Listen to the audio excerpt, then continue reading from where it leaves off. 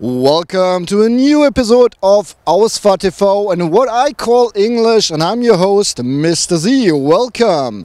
Today I'm going to present you the 2015 Ram 1500.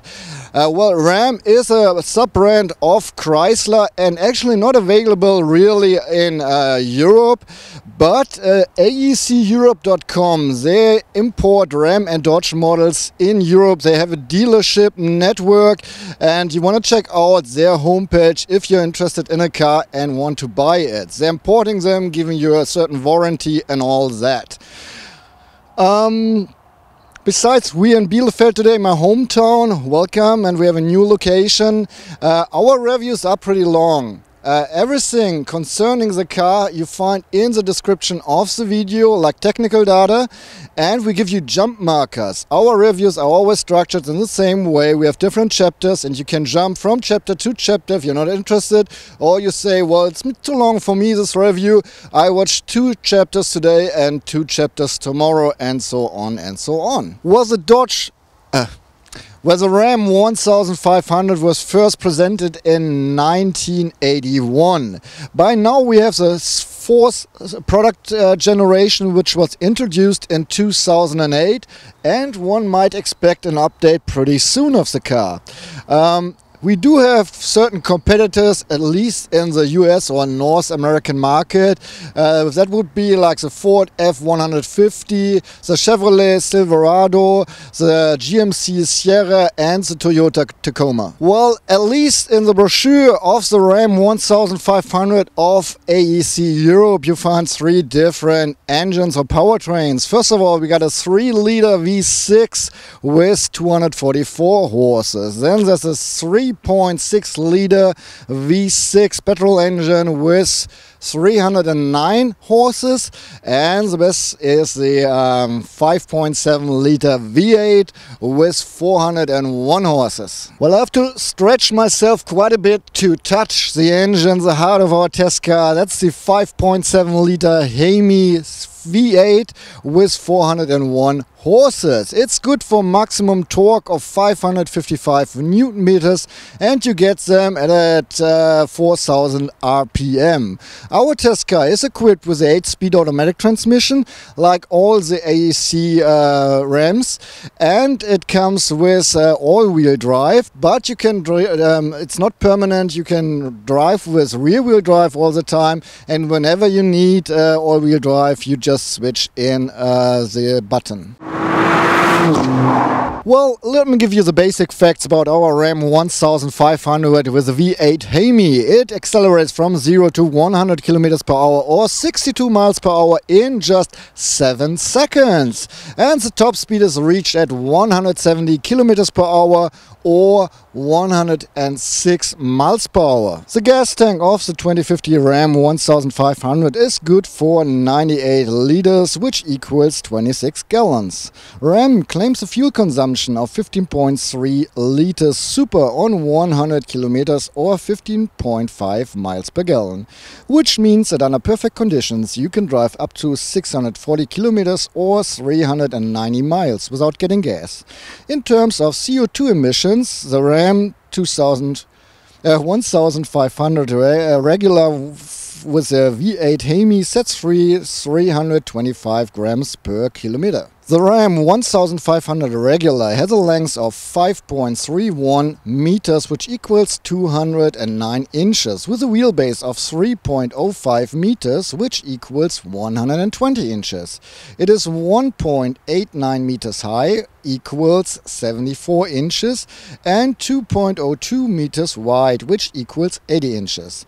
As of the turning circle, you need at least 12 meters or 39.4 feet of free space. The curb weight is 2,383 kilograms or 5,254 pounds. The admissible total weight is 2,880 kilograms, which equals 6,349 pounds. In Germany, our test car would cost around about 55,000 euros. AEC Europe offers the Ram 1500 in Europe with 4 different body styles, sort of. First of all, we have the regular, that's a single cab version with a mid box, 6'4", so 190 centimeters of length. Then we have the quad, same box in the back, and a 1.5 cabin. Then we got the crew versions with a double cabin, or king size cabin or whatever, and the mid box, and the same car with a short box. This is 5'7", so 170 centimeters long. Well, AEC Europe offers a Ram 1500 here in Europe with 5 different trim levels. We have the second one called Sport, and you can recognize it by the Sport hood with this fake air inlets up here. There's a sport grille with not too much chrome, and the bumper is in the same color like the car. The trim level above has a more bling bling on the grille and even a chrome bumper, which I like a little bit more, I guess. With a sports model we got light toned headlights, and by the way they might look like big xenon, but it's not, it's just halogen lights, and we got LED day running lights down here, and fog lights as well. Well, our car is obviously white, and it's called bright white. It's one of 9 colors you can choose from if you order a car by AEC or one of their dealers. By the way, the sport model comes with mirror caps in the paint of the car. The car stands by factory settings on 20-inch alloys, but you can order 17-inch as well. And the dimension of the tires in the front and in the back are 275/60 R20. And we got disc brakes in the front as well as in the back. Just to say, we're not getting paid by AEC, but they provided us the car. They have this dealership network, and all I know about the car is from their brochure and all the information I got from them. So different dealers who are not connected with AEC might offer the Ram 1100 in Europe as well, but AEC gives a special warranty and prepares the cars for the European market. So for instance, they put even some free extras on there, like this lid for the load area. And especially the hook is provided by AEC for the European market as well. The car can tow 3 or 3.5 tons. Our version, the sport model, comes with dark red rear lights. Some functions are using LED technology. The other ones are just regular light bulbs. And since we got the V8, you know, we have even 2 exhaust pipes, pretty big as well. Well, of course, a big truck comes with a huge door which opens around about 80 degrees wide, and I'm really looking forward to show you the interior because we have so many compartments. So we got a step side here. We can easily enter the car, and once you sit, the difference between the ground and your very lowest position is around about 90 centimeters, and I can easily hold the door and close it. Welcome in the interior of the Ram 1500, and I'm really annoyed by this microphone. I cannot imagine that we did this in earlier times all the time. It's so much nicer to have this other one. However,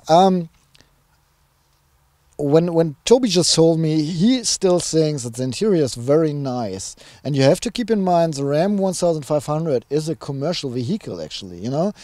Look at this interior. We got soft touch up here, and this is not soft touch anymore, but still a little bit softer than just hard plastic down here. Here's some paint. Here we have artificial leather as well in the door. Up here is a soft touch again, and the handle is artificial leather as well. Seats are with clothes, and yeah, probably artificial leather as well on the sides. So I think for a commercial vehicle, that's pretty nice. There's a whole interior clothes on the ceiling. It's really neat. I like it. I'm quite impressed, I have to say. Talking about space in here, I'm 180 centimeters tall, so 5'11". I can put a fist well, almost 1.5 fists between my head and the ceiling, so lots of head space. I feel very pleasant in here sitting. It's like sitting on the sofa, sort of. And with a windscreen going down there and this wide dashboard, it feels pretty spacious in here as well. Especially with this wide armrest, you know. Really, two people can rest their arms on here without even touching themselves. So you know you have space in here. That's real neat. Okay, talking about using the car. The display of the infotainment system is facing the rear, and I have no idea why, because there's nothing, you know. It could really face me just a little bit at least. So all the center stuff is very central. However, everything is easy in reach, and once you drive this car for a couple of hours, you get along with the car pretty well. Pretty neat. You turn this wheel to get the driving program, so you don't have a stick here somewhere. Yeah. Okay, our normal routine starts with the adjustment of the seat belts on your shoulder and height. That's possible here. And that's the length of our seat belts. And no jokes about the microphone between my legs, please. Damn it, I should have done this. That's stupid. However, the seats. Well, we drove up from Munich to Bielefeld, which is a 6-hour ride. It was Friday evening, so we got stuck in traffic. We were driving really 6 hours in this car. And after 2 hours, Toby was saying, well, how do you like the seats? And I was like, yeah, I just adjusted them a little bit, you know. Not too comfortable, and that's the point. For 2 hours they were fine, and afterwards I was starting adjusting them every half an hour to find a different position, because they are not so comfortable, at least for the two of us here. However, you can adjust them electrically in 12 directions, and you even have an electric lumbar support. By the way, you can heat them up in 2 intensities over the button here, or using the infotainment display. And the seat heating is really good. Once you turn it off, it's pretty fast warm, and it gets really nice and warm. It's very comfortable. The steering wheel is adjustable manually, but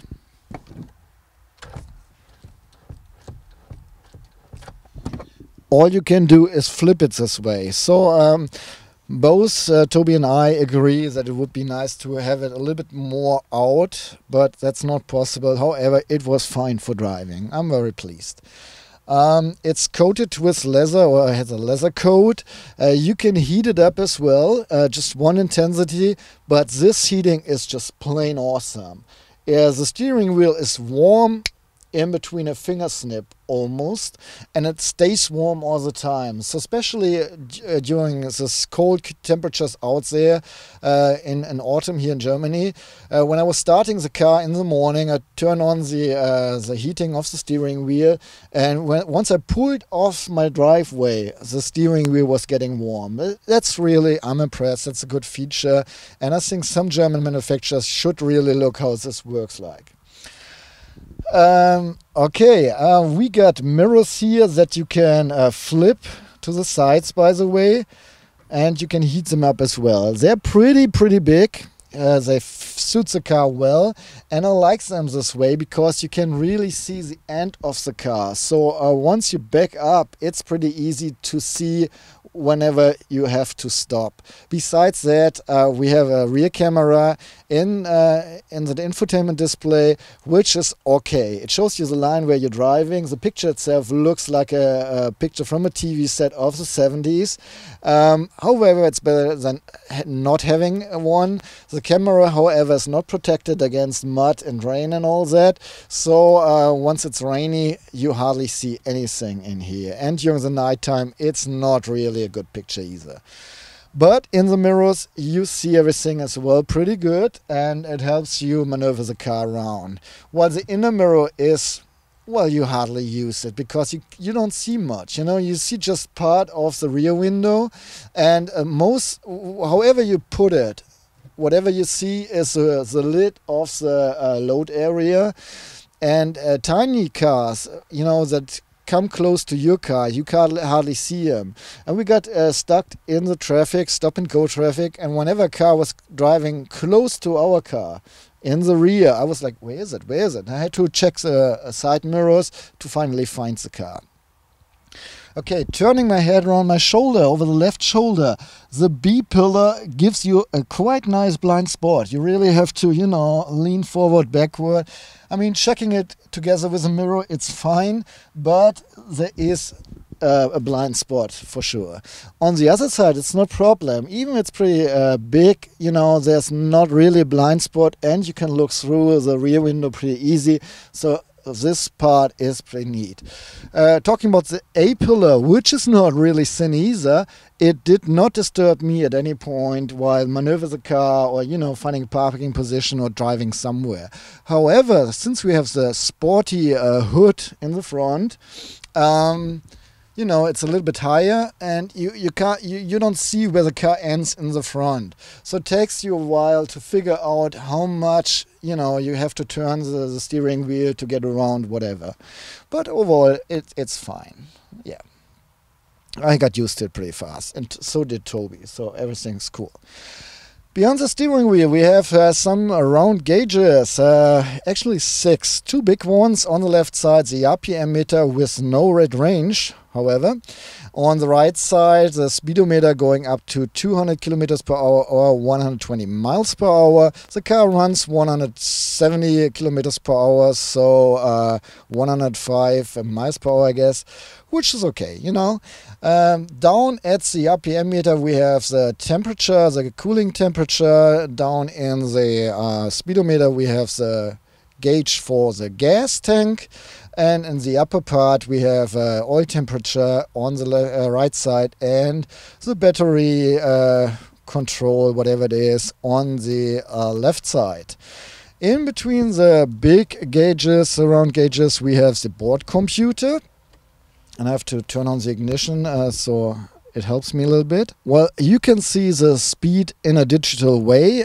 You have some pages about information about the car, so you know how much hours the engine has run, the tires, and just some other functions. Well, I'm not going into everything. Another page just about the fuel consumption, then trip A, trip B, whatever is going on in the infotainment system, some messages from the car. You can set up the whole screen.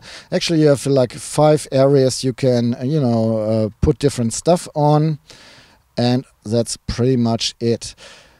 It's easily to read during night and daytime at no problems whatsoever, and I like to have the digital speed in such a big way. Same for the infotainment system, you can read it very well. It has radio, media control, controlling the heating of the seats and the steering wheel, climate control, navigation system, pretty awesome by the way. Worked fine for us. Telephone control if something is hooked up, as well as just the regular settings for the car. Yeah, there's no real ambient light in the truck. However, we do have a horn, and it really sounds male. I guess that's a horn. And on we go with our compartment check in a pickup truck as well as like in a sports car. I have to open the door so I can see the compartments in the door a little bit better. So down at the bottom we have 2 cup holders or bottle holders. One is for a smaller bottle like this half a liter bottle, the other one for a liter bottle for instance. Behind that we have still a pretty big compartment. Below the handle there's another smaller compartment, and in the rear I think it's something like a gun holder, I assume. Well, here I would even say that this part is already a first compartment. At least you can put some magazines on there or just, you know, stuff, just paperwork. However, it would probably scoot around if you drive too crazy. First rear compartment is this right here. We have my shades in with a nice Ram logo. It has an anti-slip surface on the floor, on the ground. Second one is down here, anti-slip again, pretty big as well. You know, even my iPhone suits in here. Then we have two cup holders at the side. One is filled with an ashtray here in our test car. And this half a liter bottle fits in here pretty well, shakes around. There are no spacers, but it means that, you know, a liter bottle or even a bigger bottle or cup will fit in here just fine. Next to that, we have a pretty deep compartment with 2-3 levels, some slot here, maybe for mobile, and a 12-volt outlet. The armrest has the RAM logo again, and I really like it. I like this RAM. You can open it. You cannot adjust it in any manners. You can open it. Here's the first level. And here we have a coin holder, coin storage. Toby's all crazy about this. You can put more than just a few coins in there. You know, you can really store them in here. And it's removable as well. On this part we have 2 USB plugs. One just for charging, the other one connected to the infotainment system. An SD card reader and an aux in or line in. Here we have some anti-slip surface again for on 2 different levels. And you can open the whole thing, so this bottle would actually fit in here as well. Pretty deep compartment, pretty huge as well, and some smaller stuff fits in here as well. We don't have a gloves compartment, we even have 2 gloves compartments. One is above here, it's illuminated. Here's the owner manual, this big, and still some space for other stuff. And below here we have a second one, and it's pretty big too, but it does not offer any light. 2 sun shields on each side, both with a makeup mirror and 2 lights on the side. And you can even scoot them up in there to protect yourself from the sun. The reading lights for the passenger and the driver. And we don't have handles up here, but on both sides, those handles to ease you getting inside the car. Now I have to turn around a little bit. First of all, we have a little window that we can open. It's pretty neat because once you lower both windows and pull this up, you know, you really get all the dusty air out and all the fresh air in. That's pretty neat. Up here we have another light for, you know, illuminating the whole car. We have 2 hooks for jackets or whatever up there. And down here we have a whole compartment over the full width of the car where you can store some stuff. And here are even more handles or hooks for, you know, not jackets but rather bags or something. And I hope I didn't miss anything. No, oh yeah, here's a little compartment as well, pretty deep, not very big, but deep. And you find another one on the other side, on the very right side. Alright, that's it. Compartment check. Before we check out the load area, I would like to show you the key. On the rear it just says RAM. On the other side we have 4 buttons. A panic button once again, a button to start the engine via remote, and a regular lock and unlock. By the way, the unlock button or the lock button locks up the load area as well. Okay, let's open the lid. By the way, the lid you cannot open or close or lock with a remote control, only the lower part. And now we can watch on the load area. It's good for 1,484 liters, which is around about 52 cubic feet of space. Our test car is equipped with some package about load.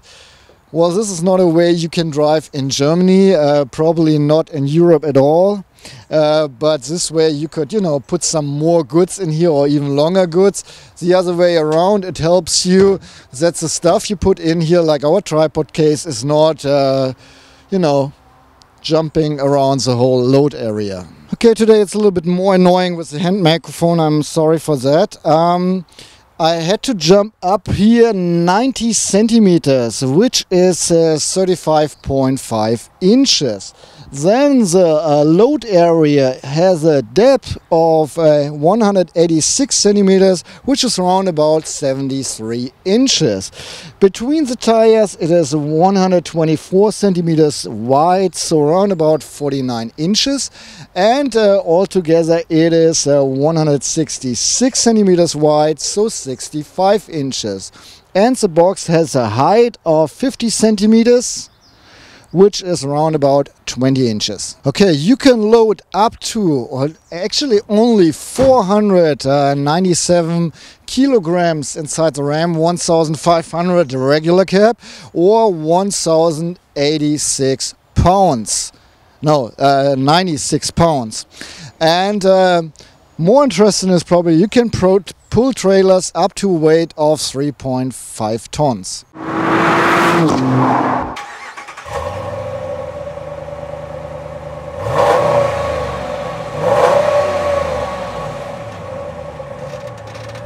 Okay guys, since it's getting darker pretty early nowadays, it's autumn here, I will have to work with artificial light that you can see me and so the picture's not getting too grainy. I hope that's okay. I would like to share my driving impressions with you about the Ram 1500 with a V8, and I'm just positive, through and through positive about this car. It's pretty damn fast. You really, if you want to, you can let it run and really rock and roll. Even on the traffic light, I'm not doing this, of course, you know, but if you would want to, you can really have fun on the traffic light stop. It is a very silent, comfortable runner for a pickup. I'm so amazed. It's a commercial vehicle, and I'm sitting here almost like in a normal sedan in terms of comfort. And yeah, well, that's almost it. I like it. I think it's a neat car. Okay, starting with the power. We're having 400 horses or 401 horses, and acceleration just works fine. You know, acceleration 0 to 100, 7 seconds. Bam! You know, you're just there. That's what I mean. On the traffic light, you can really let it go. If you accelerate, the car has its second, you know. Okay, I'm driving normal now, full throttle, sink and go, you know. So it's always kind of your, oh, what is he doing with this pedal down there? Oh yeah, power. And then it jumps forward, and it really jumps, and the V8 and the exit system screams, you know. And it's actually, I think it's fun. I'm not the pickup guy, really, believe me, but this is fun. I would like to keep this car for at least another week. Okay, so you got the power. I'm not sure about pulling trailers. I think that's the main purpose for this vehicle. But we didn't have the hook back there, and I don't have a trailer. But I would really be interested, how does the car drive, especially with the automatic transmission, if you have 3.5 tons on the hook. Well, I might find out another time. The noise level in the car is pretty neat, up to 100 kilometers per hour. You hardly hear really annoying wind noises. Yes, there is some noise, of course, but it's not like, you know, what you would expect, like all the damn time. If you accelerate up to 170 kilometers per hour, so full speed, 105 miles per hour, yes, you hear the noises of the wind, you know, of course you do, because that's like a rock in the wind. However, I'm pretty amazed how silent this car is and how comfortable the suspension. I mean, we have springs in the back, normal springs, how you call them, flat springs, whatever. And even on graveled roads, okay, you know, you move a little bit with potholes and all that, but overall this is pretty comfortable. The suspension together with the seats, comfortable, really. The seats itself, not too comfortable for a long ride, but just driving, you know, here and there, a couple of kilometers, fine. Especially, or even on graveled road, on pothole streets, I was really pretty amazed. By the way, there's an air suspension available as well. I would really love to have another test car, maybe, you know, crew cab, and then with a hook and the air suspension. I'm really curious. Oh yeah, and by the way, you know, starting up the car, it's not like a Charger. You know, it does not wake up the neighbors, but you hear the V8 or at least. You know, it's like, yeah, I'm here. And if you pull the throttle, yes, V8 again. Hey, I'm here, buddy. What's going on? You know, let's have some fun. That's cool. I like it, but not too dominant or not sporty in a you know, in a loud way. Rather, just like, hey, I'm here. I got the power. Come and get me. I got the power. However, the steering is quite interesting. On the Autobahn, it's fine. You know, you go, oh no, back to the suspension. I was thinking, okay, you know, it's comfortable, it's fine, you know, but then on the Autobahn, driving top speed, the suspension is probably going, you know, all nuts. So the car behaving like a ship, you know. But no, if you're going full speed on the Autobahn left lane, the car's just stable. I'm really amazed. I like it. That's so cool, you know. Very comfortable on one hand, and on the Autobahn, not moving in strange ways. That's pretty awesome indeed. So the steering. I was talking about the steering. It's an electric, mechanical, power steering whatsoever. So on the Autobahn, you don't need so much force or so much weight to get where you want to go, but in the city you do. If you're like trying to get into the parking spot, you know, you're turning the wheel up and there and up and there and up and there. I don't mind, because it turns out that the car is very flexible. It's very easy to park actually. Once you are familiar with the dimensions, the car allows you to really get into tight parking spots. This monster here, I was really amazed. You have a good view, that works fine, and the steering supports you as well. You have a turning circle of 12 meters. That's less than some sedans I've driven in the past have. So that's pretty awesome. I'm really, you have these big old tires on the car, and still it's really easy to maneuver the car wherever you want to have it. Pretty neat. Well, the brakes are fine. We have disc brakes in front and in the rear. I had no problems at all with the brakes. At one point I had to slow down from 170 kilometers per hour to 120, pretty fast, and it worked fine. No problems, and it's you feel the brakes once you put your foot on the pedal, so you can be tender, and you know, the car reacts this way. I like this. That's pretty good. Still, I'm kind of curious, if you have a trailer 3.5 tons in the rear on the hook, how the brakes behave then. But just for regular daily use, they're more than fine, and I expect that they can work with the trailer as well. Okay, last but not least, the transmission. We got this 8-speed transmission here, and yeah, I hardly noticed it, which means it works with charm, you know, seamless shifting, exactly what you want. Yes, if you put your foot on the throttle and stay there, you feel how it's shifting. Okay, but that's supposed to be, right? That's a sporty touch of the transmission. Otherwise, it's just shifting, everything is fine. You hardly notice the transmission. If you want to, you have even buttons on the steering wheel to shift yourself, like shifting pedals, but little buttons on the steering wheel. Didn't use them. For what? Car runs fine. I don't need to shift manually. Maybe this is like, you know, when you go with a trailer uphill or whatever. Then most of the time, I say 90% of the time, I've driven this car in with a rear wheel drive. So here's one button, it says rear wheel drive. You push it, it runs with rear wheel drive. Then above we have a button that says auto, all wheel drive auto. So it's a rear wheel drive, and whenever it needs some more torque at the front axis, it puts the car in all wheel drive. Then we got 4-wheel drive locked, so you can say, okay, I want to drive all 4-wheel drive all the time. no matter what happens, four-wheel drive.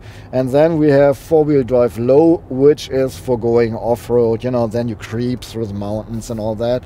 I never touched this. I tried four-wheel drive, and to me it puts the fuel consumption up, and I didn't have snow or anything. I was not really in the mud. I was not really off-road, so it worked fine with me with rear-wheel drive so far. And I think that's it. Once again, I'm really positive about this pickup truck. Well, yeah, okay, fuel consumption. Yeah, you got me. There was something, I remember.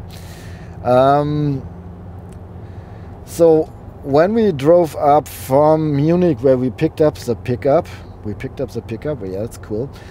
We drove up 600 kilometers, 6 hours with this car to Bielefeld, our hometown. First 2 hours was stop and go traffic and really heavy traffic, leaving Munich and around the next couple towns on the Autobahn even. So we did between 80 and 100 top speed there, and it was, you know, a little bit slower and all that.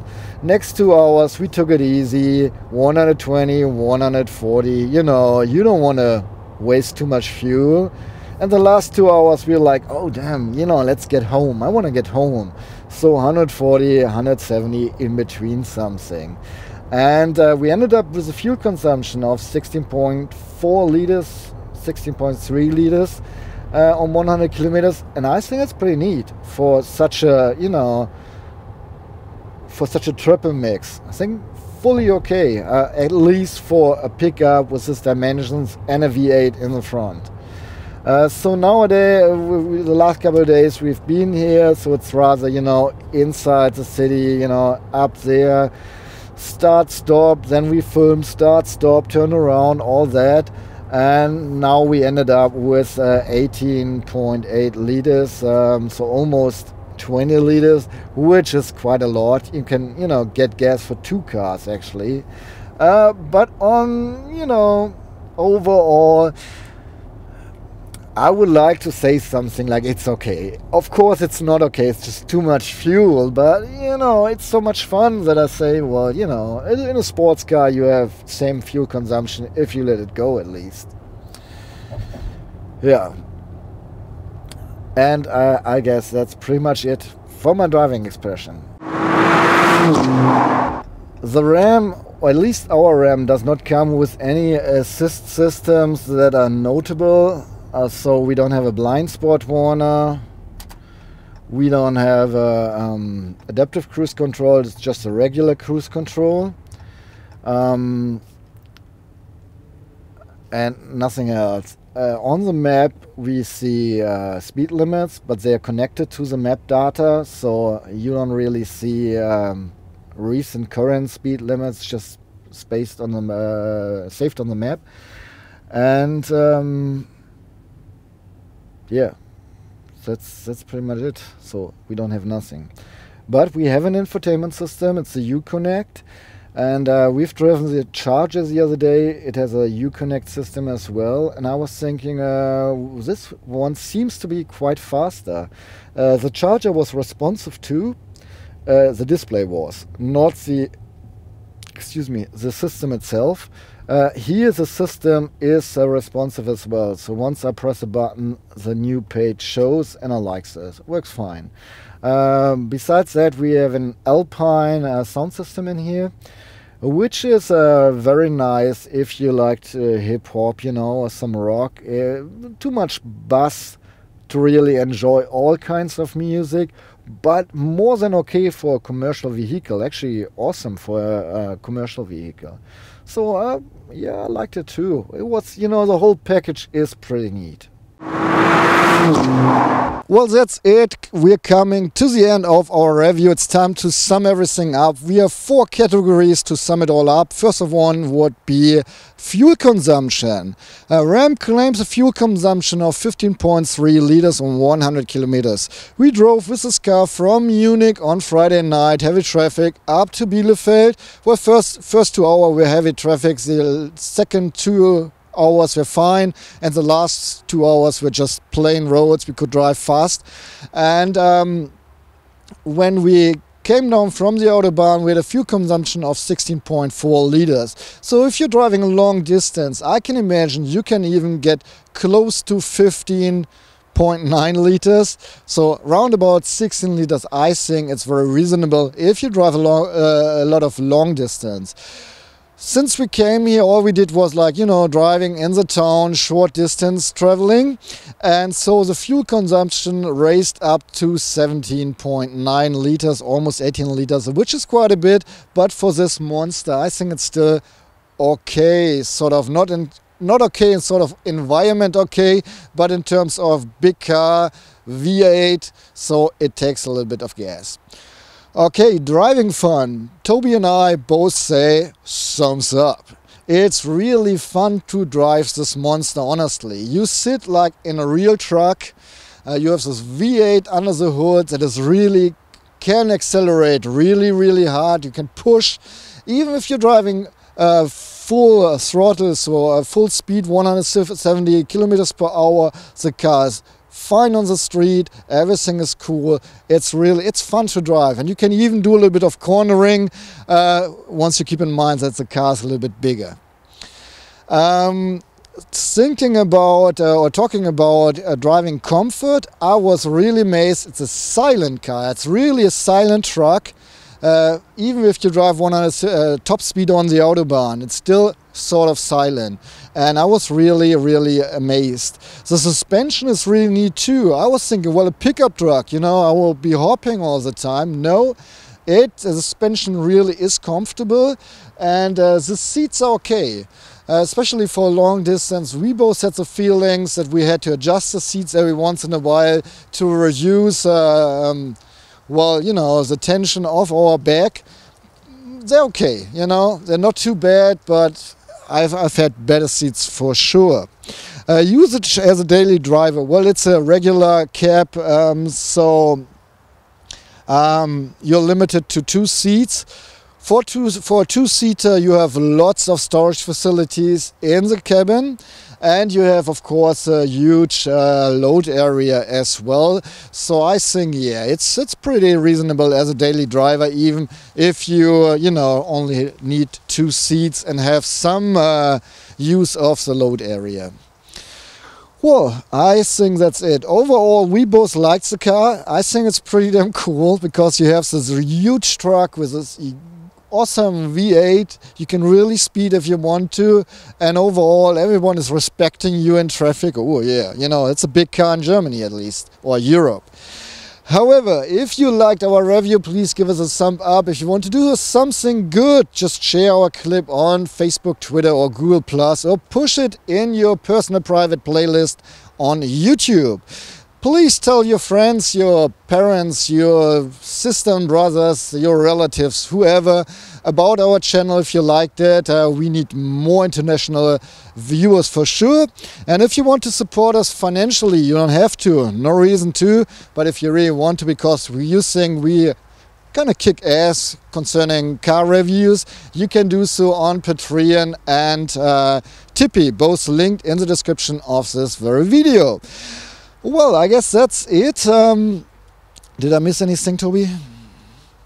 Well, if you have any questions, of course, please below in the comments. We are trying to answer every question you have, every comment will be answered. And that's it. My name is Jan Gleitzmann. I'm your host.